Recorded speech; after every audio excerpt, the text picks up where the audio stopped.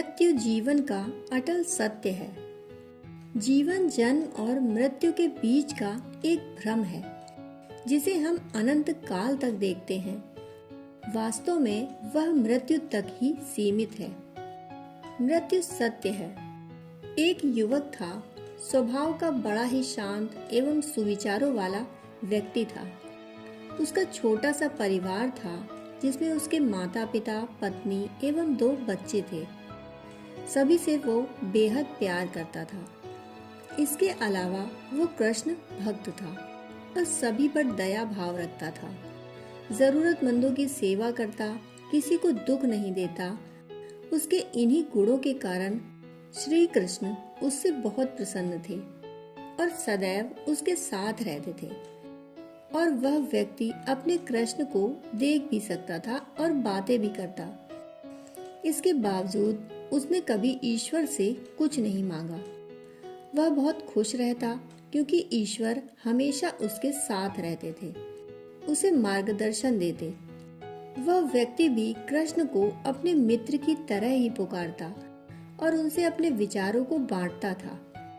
एक दिन उसके पिता की तबीयत अचानक खराब हो गई। उन्हें अस्पताल में भर्ती कराना पड़ा। उसने सभी डॉक्टर्स के हाथ जोड़े, अपने पिता को बचाने की मिन्नतें की, लेकिन सभी ने उससे कहा कि वो ज्यादा उम्मीद नहीं दे सकते और सभी ने उसे भगवान पर भरोसा रखने को कहा।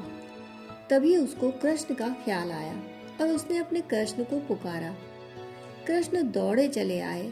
उसने कहा, मित्र, तुम तो भगवान हो, मेरे पिता को बचा लो।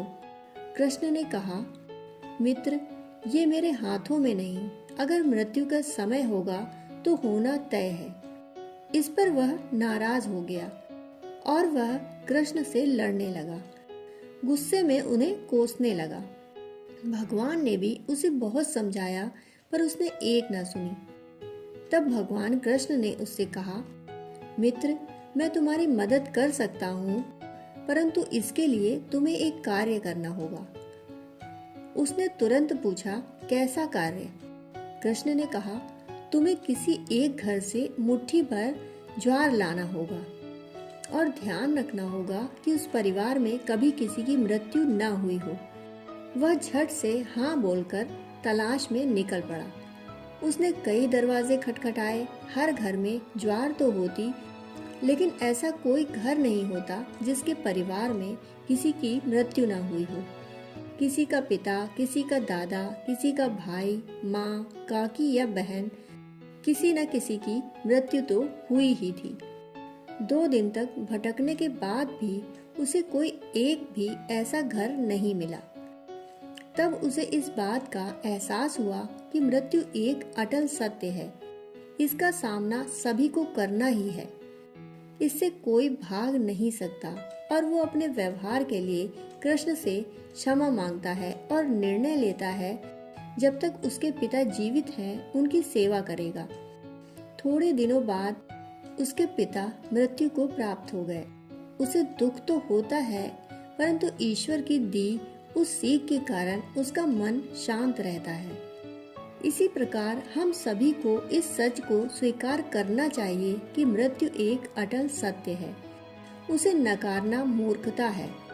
दुख होता है, लेकिन उसमें फंस जाना गलत है, क्योंकि केवल हम ही उस दुख से पीड़ित नहीं हैं, अपितु संपूर्ण मानव जाति उस दुख से रूबरू होती ही है। ऐसे सच को स्वीकार कर आगे बढ़ना ही जीवन है। कई बार हम अपने किसी खास के चले जाने से इतने बेबस हो जाते हैं कि सामने खड़ा जीवन और उससे जुड़े लोग हमें दिखाई ही नहीं पड़ते। ऐसे अंधकार से निकलना मुश्किल हो जाता है। जो मनुष्य मृत्यु के सत्य को स्वीकार कर लेता है, उसका जीवन भार विहीन हो जाता है और उसे कभी कोई कष्ट तोड़ नहीं सकता। वो जीवन के हर क्षेत्र में आगे बढ़ता जाता है। दोस्तों, कहानी सुनने के लिए आपका बहुत बहुत आभार।